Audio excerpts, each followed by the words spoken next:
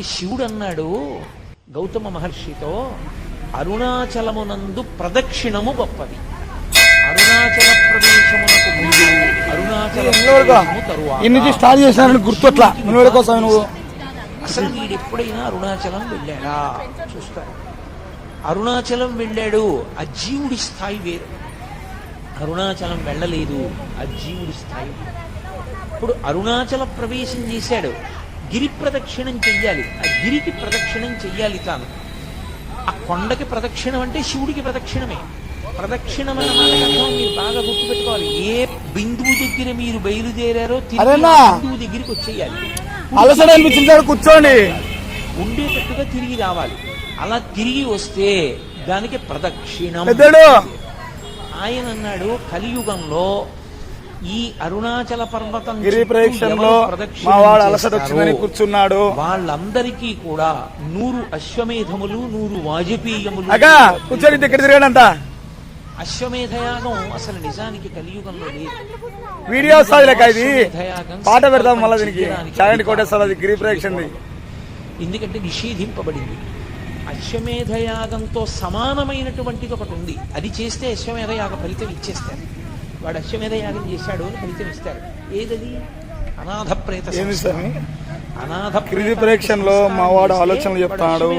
ఓం రమణ సహస్రమాయ నమః, చెప్తున్నా ఒక్కసారి చిన్నాడు. ఓం నమ శివాయ, ఓం నమ శివాయ, ఓం నమ శివాయ. చెప్తున్నా, నువ్వు చెప్తున్నా. ఓం నమ శివాయ, ఓం నమ శివాయ, ఓం నమ శివాయ. ఆశిస్యమున్నది, పరమశివుని యొక్క పరిపూర్ణమైన అనుగ్రహం ఉన్నది. అక్కడికి వెళ్ళాలనేటటువంటి కోరిక పుట్టడం జరగదు. ఎందుకని? అసలు కొన్ని కోట్ల జన్మలెత్తితే తప్ప అరుణాచల పర్వతం గురించి తెలుసుకోడు. అరుణాచల వైభవం అన్న మాట వినడు. కాబట్టి పక్కన పెట్టేయి. విన్నాడు, అది మనసులో హత్తుకుని అరుణాచలంలోకి ప్రవేశిస్తానన్న మాట అన్నాడు పో. అహంకారం వదల్లేడు.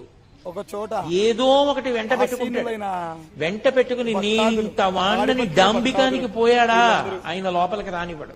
ఓం నమ శివాయ. అహంకార పరిత్యాగం చేశాడా లోపలికి రానిస్తాడు. అందుకే అరుణాచలంలోకి వెళ్ళాడు అంటే వాడికి ఏదో అధికారం ఉంది, పరమేశ్వరానుగ్రహాన్ని పొంది ఉన్నాడని గుర్తు. అందుకే లోపలికి రానివ్వడు. అటువంటి క్షేత్రాల్లో పరమ ప్రఖ్యాతమైన క్షేత్రములు అరుణాచలము, కాశీపట్టణము, ఇవన్నీ. ఎందుకని? అగస్త్య మహర్షి స్కాంద పురాణంలోనే కుమార సంహితలో చెప్తారు, ఎన్నో క్షేత్రాలకు వెళ్లి నమస్కారం చేసినటువంటి పుణ్యము పరిపాటమైతే కాశీపట్టణంలోకి రావడానికి అర్హత వస్తుంది. అసలు అన్ని క్షేత్రాలకి జీవుడు ఎప్పటి నుంచో వెడుతుంది. ఆ ఫలితం ఉంటే తప్ప కాశీలోకి వెళ్ళలేడు. కుదరదు, అవతలబమ్మంటారు. ఇక అరుణాచలం తత్తుల్యం, అంత గొప్పది. అరుణాచల ప్రవేశము అంత తేలికైన విషయం కాదు. అలా ఆర్తి కలిగిన వాళ్ళకి చిన్న చిన్న విషయాల దగ్గర నుంచి పెద్ద పెద్ద విషయాల వరకు ఆయన అనుగ్రహించాడు ఆ ప్రదక్షిణ తత్వంలో. అందుకే కామ్యమునందు కూడా మీకు ప్రత్యేకంగా కోరి ప్రదక్షిణం చెయ్యక్కర్లేదు. ఆదివారం నాడు ప్రదక్షిణం చేశాడనుకోండి, ఆదివారం నాడు ప్రదక్షిణం చేసి వచ్చేస్తే సూర్యమండలాన్ని భేదిస్తాడు జీవుడు. శరీరం పడిపోయిన తర్వాత శరీర పతనానంతరము సూర్యమండలాన్ని ఛేదించి కైలాసంలో శివలోకానికి వెళ్లి శివ సాన్నిధ్యమును పొందుతాడు. ఒక సోమవారం నాడు ప్రదక్షిణం చేశాడనుకోండి, జరామృత్యువులను దాటతాడు. జరామృత్యువు అంటే వృద్ధాప్యము, మృత్యువు. ఇవి ఒక చిత్రమైనటువంటి విషయం. చాలా మంది అంటుంటారు, కానీ అలా లేదు. అసలు యథార్థ పాఠం త్రియాయుషం అనుంది. త్రియాయుషం ఏకబిల్వం శివార్పణం. త్రియాయుషం అంటే 3 రకములైన ఆయుర్దాయాల్ని కోరుతారు. నేను వృద్ధాప్యాన్ని చూడాలని నేను కోరుకోవాలి. బాల్యము, కౌమారము, యవ్వనము దాటి నేను వార్ధక్యాన్ని చూడాలి అని అడగాలి. ఎందుకో తెలుసా? వార్ధక్యాన్ని చూడలేదు అంటే అపమృత్యు. నా మనవల్ని ఎలా చూస్తాను? నా మనవల్ని చూసేశాను అనుకోండి, నేను నా 2వ తరాన్ని చూసి 2 తరాలు చూసేశాను అంటే లౌకికంగా నేను నా ఆయుర్దాయం చేత పరిపూర్ణంగా వంశంలో ప్రధానమైన మలుపులు చూసేశాను. ఇప్పుడు నేను వానప్రస్థానికి ఈశ్వరుణ్ణి చేరుకోవడానికి తపస్సు చేసుకోవడానికి వెళ్ళవచ్చు, అర్హత పొందుతాను. ముందే పడిపోయిందనుకోండి శరీరం, అసలు ఇంకా కొడుకు లేడు, కొడుకుని చూడలేదు, తను చెయ్యవలసిన కర్తవ్యాలు పూర్తి చేయలేదు, అది అపమృత్యు దోషం అంటారు దాన్ని. అలా పడిపోకూడదు శరీరం. కాబట్టి అపమృత్యు దోషం పోవాలి అంటే జరా అంటే వృద్ధాప్యమునందు చింతతో అమ్మో ఇది పడిపోతుందేమో, అమ్మో ఇది పడిపోతుందేమో కాకుండా అమ్మో ఇది పడిపోకముందే చేసేయాలనేటటువంటి తాపత్రంతో చెయ్యగలిగినటువంటి స్థితిని పొంది తదనంతరము ఇక మళ్ళీ ఇంకొకసారి చావవలసిన అవసరం ఉండదు. అది ఆఖరి చావు అంటే ఇంకోసారి పుట్టడానికి గుర్తు. పుడితే కదా చావడం. అది ఆఖరి వృద్ధాప్యం భయంతో ఉండదు, ఆఖరి వృద్ధాప్యం త్వరతో ఉంటుంది. ఓ తెలబడిపోతోంది, 60 వచ్చేసాయి, చేసేయాలి గబగబా మంచి కార్యక్రమాలు. ఈ పాటి ఓపిక ఉండగా సంధి బంధములు సడలిపోకముందే ఈశ్వరారాధన చేసేయాలి, ఈశ్వరుడిచ్చిన సమయాన్ని సాధ్యమైనంత వెచ్చించేయాలి అని త్వర కలిగి భగవదారాధన యందు మగ్నుడవుతాడు. మగ్నుడై ఆ భావనతో ఉన్న కారణం చేత శరీరం పడిపోతున్నప్పుడు కూడా పటికి బెల్లం తిన్న నోరులా ఆ పారవస్యంతో భగవంతుని యొక్క స్మరణలతోనే వెళ్ళిపోయాడు. కాబట్టి ఇక మళ్ళీ రాడు కాబట్టి ఇంకొకసారి పుట్టుక లేదు, ఇంకొకసారి మరణము లేదు. అందుకని జరామరణములను దాటాలి అంటే సోమవారం నాడు ప్రదక్షిణం చేయాలి. నువ్వు వేరే ఏమీ అడగక్కర్లేదు. ఏ రోజు ప్రదక్షిణం చేసినా ఫలితమే. ఈ కాలమా ఆ కాలమా అలా ఏం లేదు. మంగళవారం నాడు ప్రదక్షిణం చేస్తే సార్వభౌమత్వం. అయితే నేను ఇక్కడ మీకు ఒక మాట చెప్పవలసి ఉంటుంది. స్వయంగా భగవాన్ రమణుడు చెప్పిన మాట.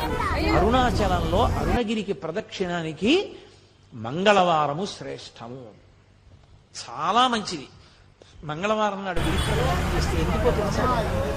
అది అగ్ని పావకి సుబ్రహ్మణ్య, అది సుబ్రహ్మణ్య క్షేత్రం, శివానుగ్రహం. అక్కడ మంగళవారం నాడు ఉదయం కుజహోర ఉంటుంది. కుజుని యొక్క శక్తిని తగ్గించగలిగిన వాడు సుబ్రహ్మణ్యుడు. మంగళవారం సుబ్రహ్మణ్యానుగ్రహాన్ని ప్రోధి చేస్తాడు. అందుకే మంగళవారం ప్రదక్షిణం చాలా గొప్పది.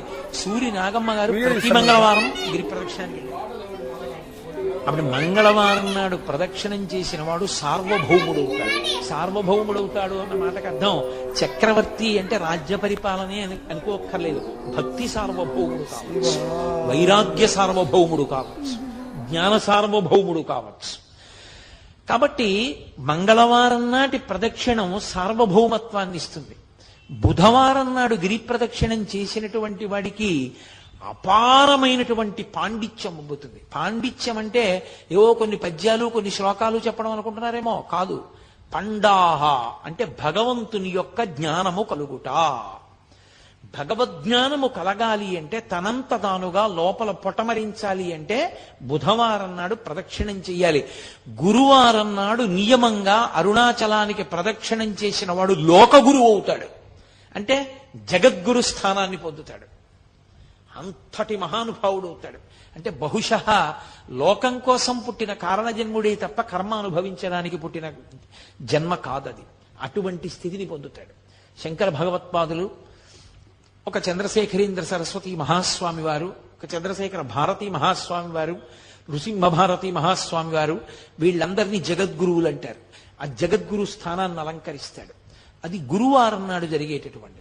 ఇక శుక్రవారం నాడు అపార సంపత్తి, ఇహమునందు విశేషమైనటువంటి ఐశ్వర్యాన్ని పొంది అంత్యమునందు విష్ణుపథాన్ని పొందుతాడు. విష్ణుపథం అంటే వైకుంఠం.